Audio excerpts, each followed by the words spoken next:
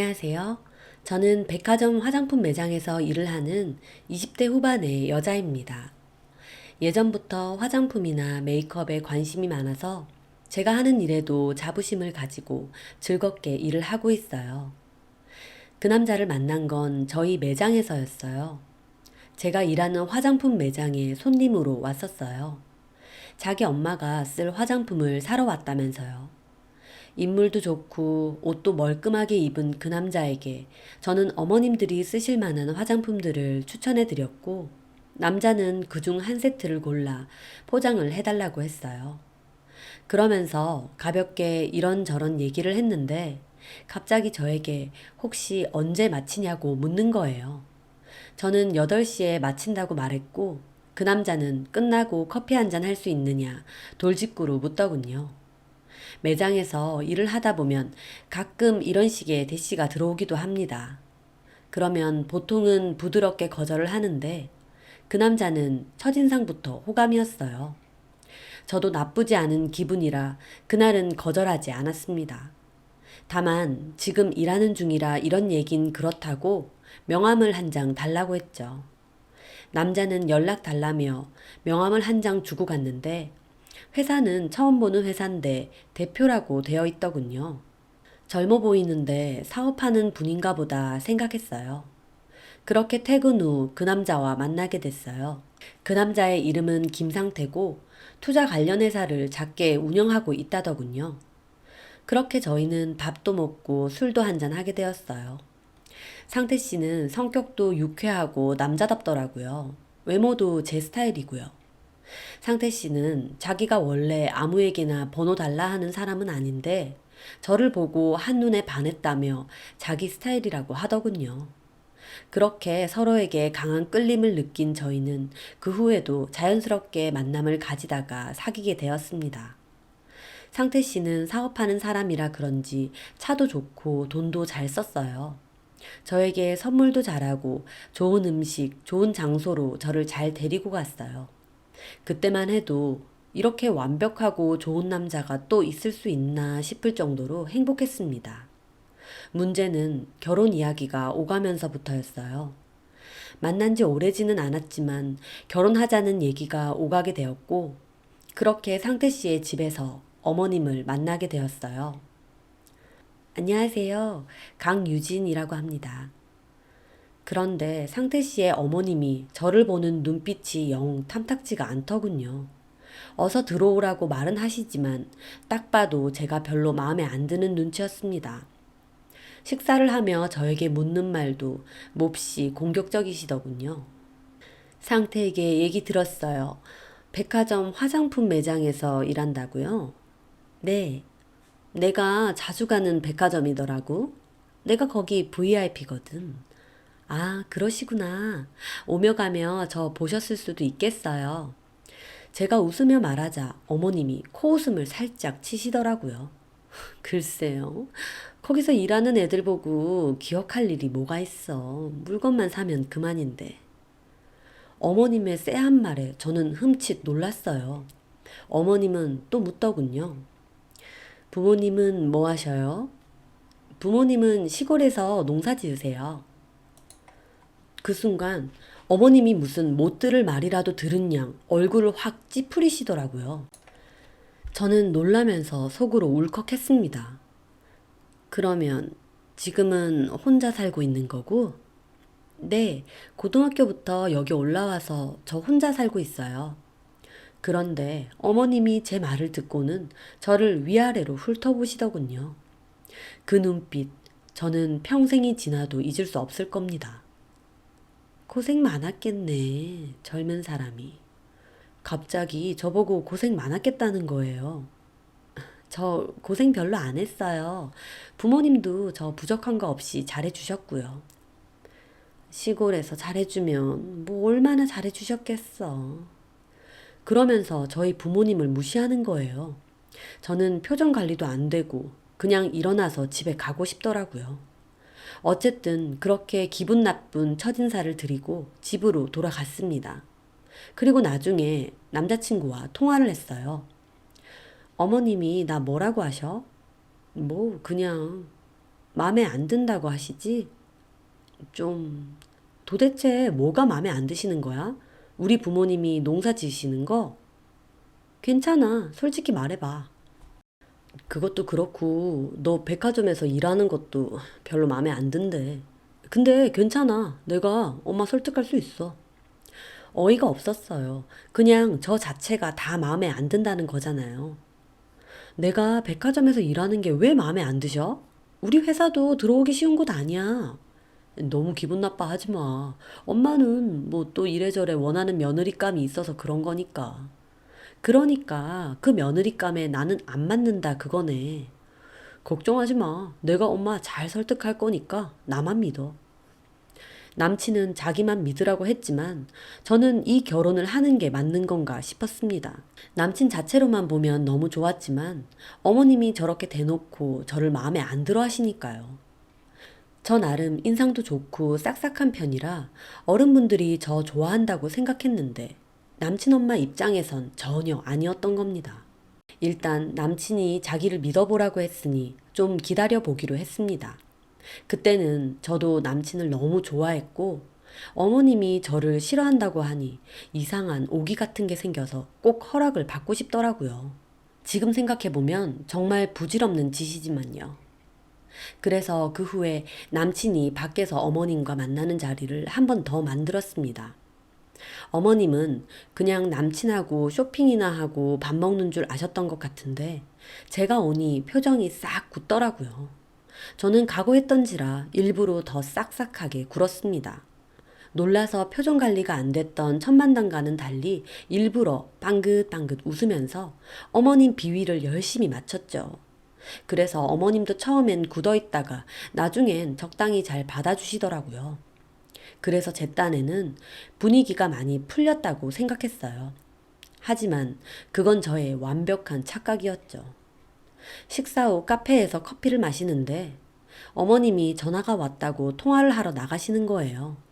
근데 저도 마침 화장실이 가고 싶어서 잠시 후에 나갔는데 어머님이 화장실 앞 복도에서 통화를 하고 계시더라고요.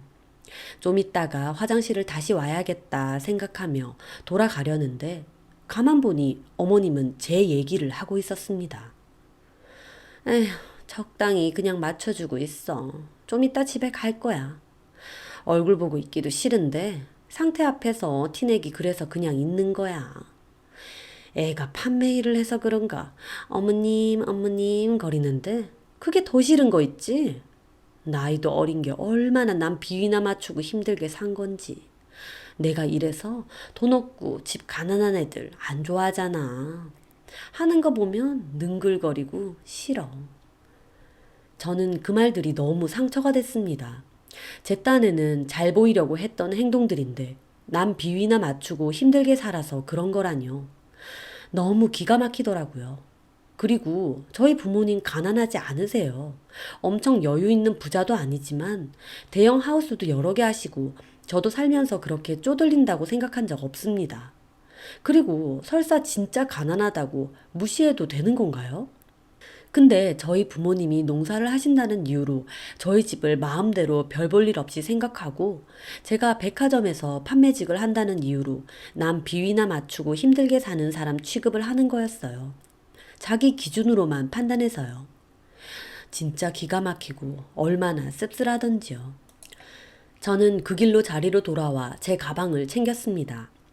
남친이 어디 가냐고 하길래 어머님이 통화로 내욕하신다. 나도 우리 집에서 귀한 자식인데 내가 왜 이런 얘기까지 들으며 이 결혼을 해야 하는지 모르겠다.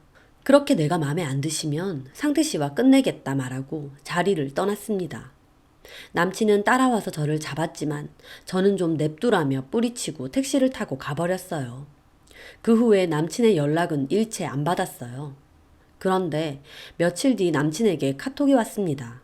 그 일로 엄마랑 심하게 싸우고 지금 엄마 연락도 안 받고 있다. 너랑 결혼 허락 안 해주면 인연 끊을 거다 라고 하는 거예요.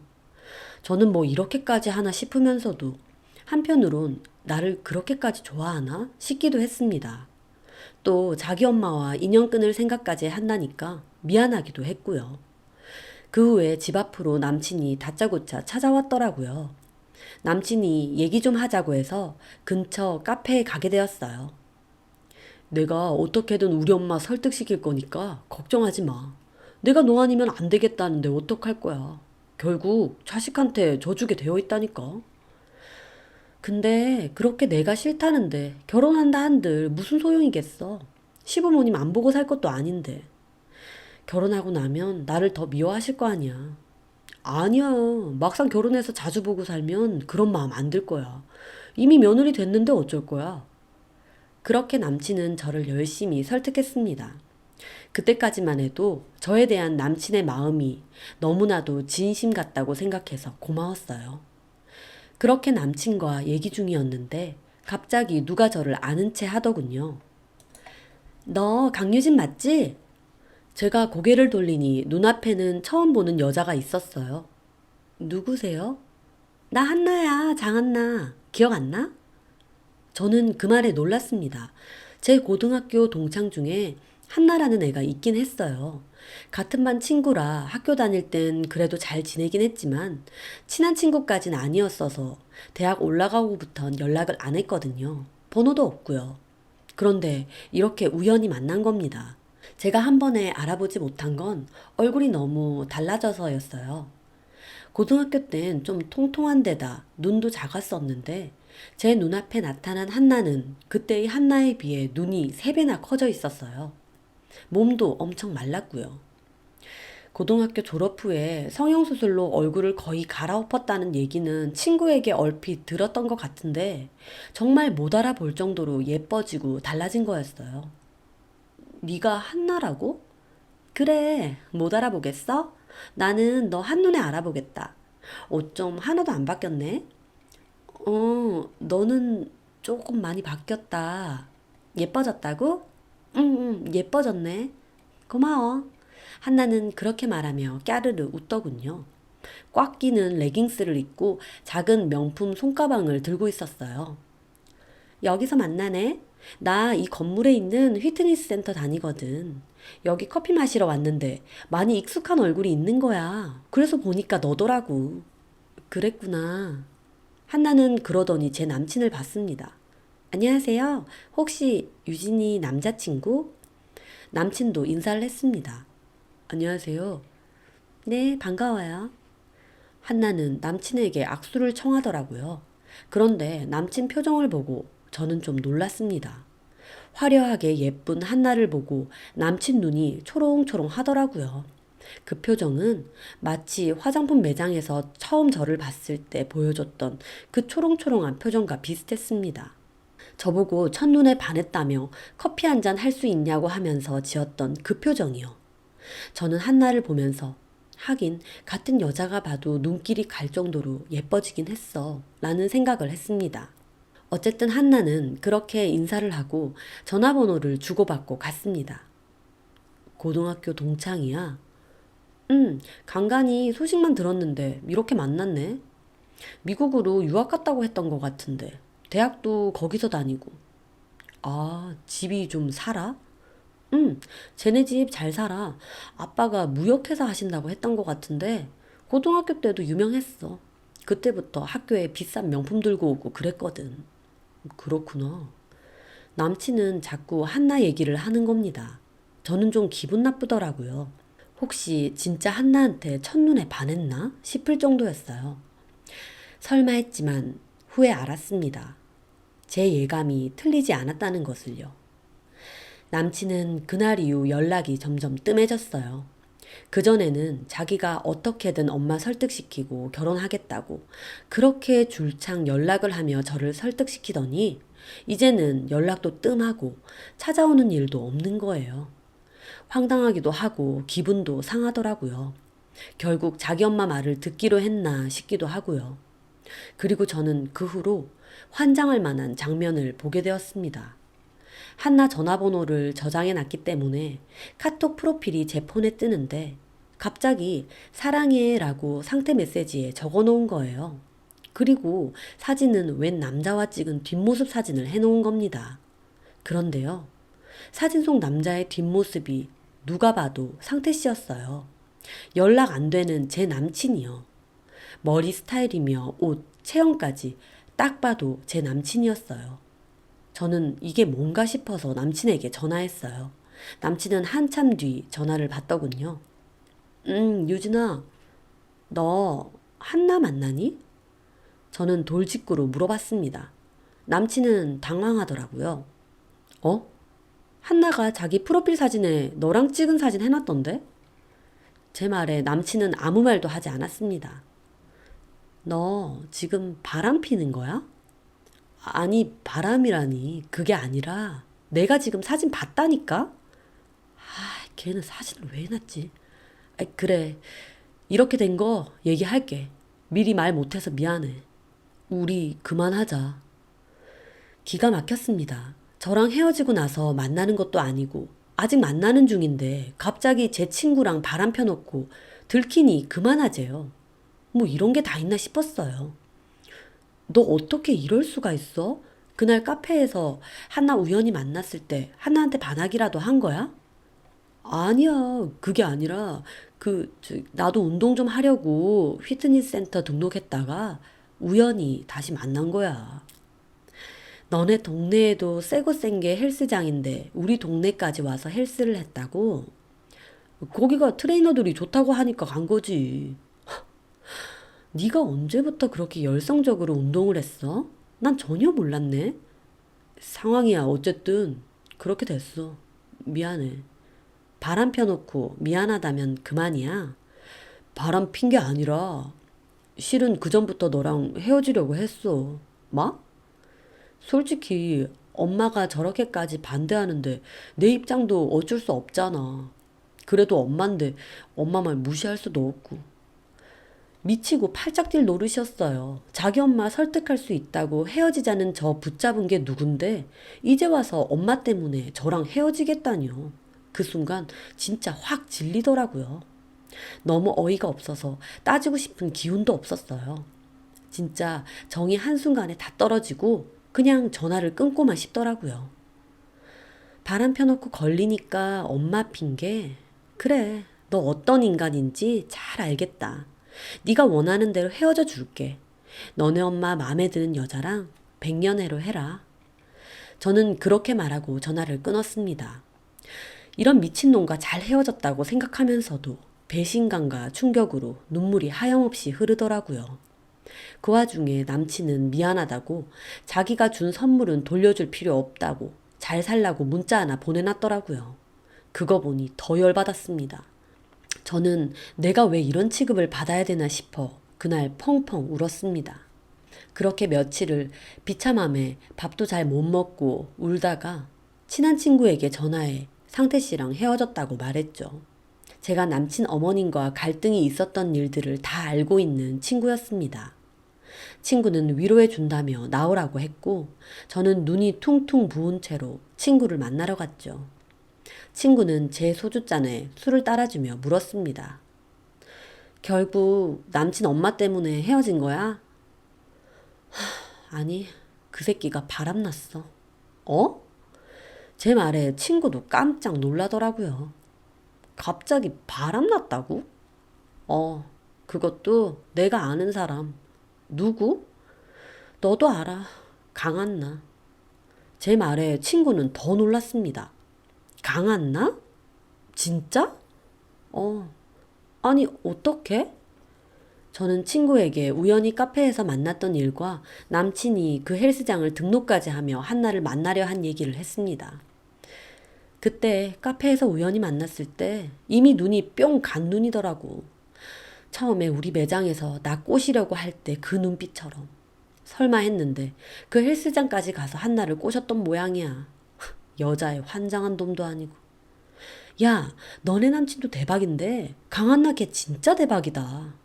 그치? 몇 년 만에 만나서 남의 남자친구나 뺐고. 걔 얼굴 완전 달라져서 나 처음에 못 알아봤잖아. 야, 그것도 그건데 걔 소문 못 들었어? 친구가 갑자기 그렇게 말하는 겁니다. 무슨 소문? 너 못 들었구나. 걔 요즘 동창들 사이에서 소문 진짜 안 좋아. 왜 안 좋은데? 걔네 집 엄청 부자였던 거 기억나지? 걔네 아빠 무슨 무역회사 대표라고 했잖아. 그 회사 도산한 지 꽤 됐대. 진짜?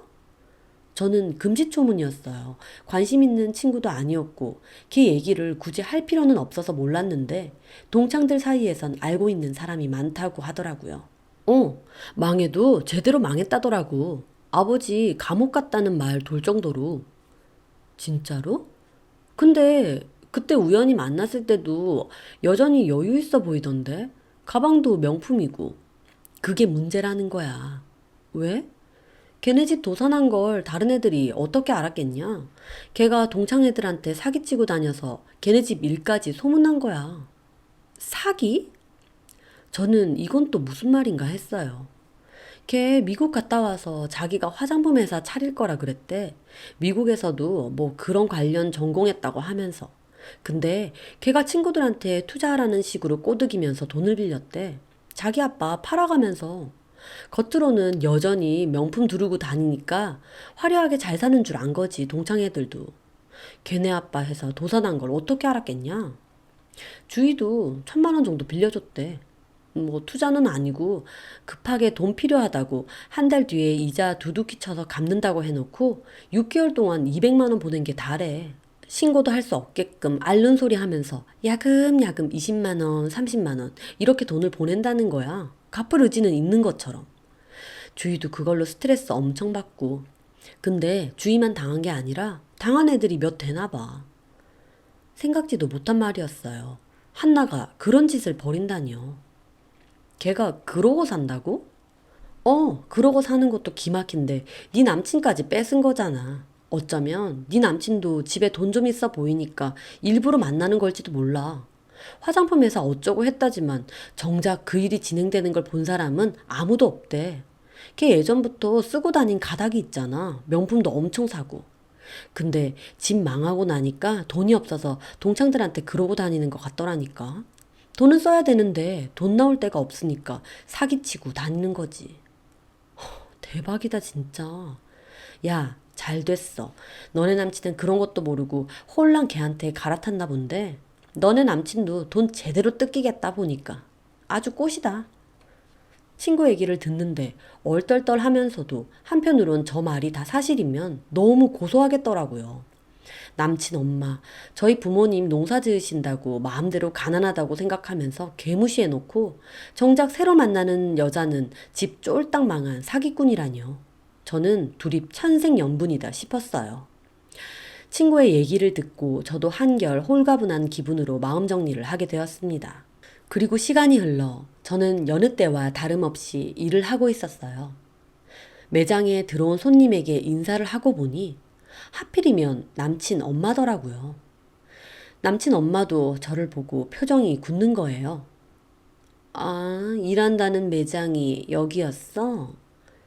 저도 너무 짜증났지만 다른 사람들 보는 눈도 있고 해서 그냥 모른 척 응대했습니다. 필요하신 거 있으시면 얘기해 주세요. 남친 엄마는 떨떠름한 얼굴로 저희 제품 중 신제품 기초 세트 라인을 포장해 달라고 하더군요. 저는 포장을 하고 있는데 남친 엄마가 불쑥 그러는 겁니다. 상태 결혼 준비해요. 들었죠? 이 화장품도 우리 예비 며느리 줄 거. 저는 속으로 어쩌라고 싶었습니다. 남친 엄마는 의기양양한 얼굴로 말하더군요. 아가씨한테는 미안해요. 그치만 결혼이라는 게 집안끼리의 만남이다 보니 격이 맞아야 되는 거거든. 격이라 저는 속으로 비웃으며 말했습니다. 결혼하는 여자 이름 장한나죠? 남친 엄마는 좀 놀라더군요. 어떻게 알았어요? 뒤라도 캤어요? 그럴 리가요. 동창이에요. 잘 어울리네요. 꼭 백년해로 하라고 전해주세요. 저는 웃으며 포장한 화장품을 건넸습니다. 남친 엄마는 흥 하고 비웃더니 결제를 하고 갔습니다. 저는 속으로 그 사기꾼 같은 애랑 얼마나 잘 사나 두고 보자 생각했습니다. 그리고 다시 제 일하며 바쁜 나날을 보내고 있었는데 얼마 전 친구에게서 그것들 소식을 들었습니다. 동창 애들 중 몇 명이 한나를 결국 고소했고 결국 전 남친 돈으로 갚아주고 합의했다고 하더라고요. 그 과정에서 한나 걔가 남친이랑 심하게 싸우고 결혼식도 깨지게 됐다고 친구들한테 울고불고 난리쳤다고 하더라고요. 친구가 더 신나서 저에게 그 얘기를 알려주는데 듣는 저도 너무 꼬숩더라고요. 집안끼리의 격 어쩌고 하더니 사기치는 딸을 둔 장한나네 집이나 보이는 걸로 사랑 급 나누고 물건 사듯이 여자 바꿔치는 전남친네 집이나 아주 격이 딱 맞는 두 집안인데 왜 헤어지나 싶었어요. 남친 엄마도 그렇고 남친도 그렇고 가만 생각하니 헤어진 게 하늘이 도왔다 생각될 정도로 다행이더라고요. 그런데 그 후에 전 남친한테서 전화가 오는 거예요. 잘 지내냐면서요. 기가 막히더라고요. 잘 지내? 응, 엄청 잘 지내. 왜 전화했어? 그냥 너 어떻게 사는지 궁금해서. 왜 궁금해? 곧 결혼까지 할 남자가. 전화하지 마. 한나가 알면 얼마나 기분 나쁠 거야. 나랑 만나다가 지랑 바람 폈는데 이번엔 나랑 바람 피는 줄 알 거 아니야. 미안해. 그땐 엄마가 너무 반대하고 그러니까 나도 마음이 힘들어서 잠깐 눈이 돌았었나 봐. 마음이 힘들어서 바람 폈다고? 그런 게 아니고 그냥 엄마가 좋아할 만한 여자를 만나야겠다 싶어서. 저는 그 말에 비웃음이 절로 나더군요. 그래서 너네 엄마가 한나 아주 좋아하시지? 그 여자 말도 꺼내지 마. 사기꾼 같은 년. 너는 왜 그때 걔가 부자니 어쩌니 그런 소리 한 거야? 부자는 개뿔. 걔 빚이 얼만지나 알아? 그런 주제에 사치는 또 얼마나 심한지. 내가 걔 만나면서 속아서 돈 뜯긴 거 생각하면 나 걔 고소할 거야. 네가 좋아서 줘놓고 무슨 고소니? 참 어이없다 진짜. 나도 속은 거지. 야, 속은 건 나지. 나 좋다고 매달리는 네 연기에. 너네 엄마 그 후로 우리 매장 왔었는데 장한나 엄청 맘에 들어 하더라. 딱 자기 집안이랑 격이 맞는 여자라면서. 너네 엄마 사람 보이는 걸로 판단 잘하잖아. 그렇게 맘에 들어 했으면서 돈 좀 갚아줬다고 그러면 안 되지. 내가 보기에 진짜 둘이 천생연분이거든. 너네끼리나 집안끼리. 그러니까 사치 좀 심해도 잘 걷어서 데리고 살아봐. 나한테는 다시는 전화하지 말고. 저는 그렇게 말하고 전화를 끊었습니다. 이제 와서 왜 저한테 전화를 하는 건지, 내가 그렇게 만만해 보이는지 어이가 없더라고요. 그 일은 시간이 지나면서 생각할수록 헤어진 게 참 다행이다 싶었어요. 남친 엄마 말에 너무 큰 상처를 받았지만 저를 잘 모르는 사람이 판단하는 말로 상처받을 가치도 없는 것 같아서 억지로라도 잊고 제 일이나 열심히 하며 살려고 합니다. 저에게도 언젠가는 저를 아껴주고 존중해 줄 수 있는 그런 사람이 나타나겠죠. 제 사연 들어주셔서 감사합니다.